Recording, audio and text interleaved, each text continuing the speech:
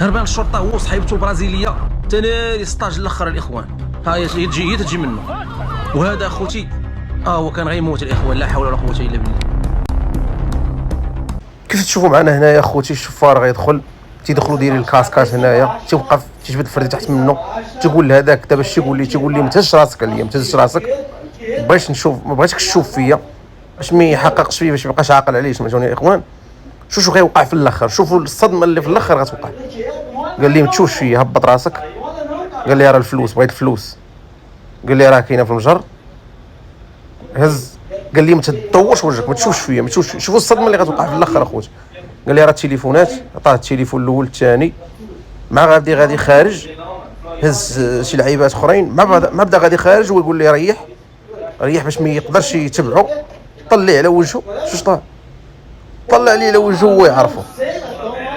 شو قال لي اسمح لي يا عشيري وشي 20 عام هادي ما شافوش.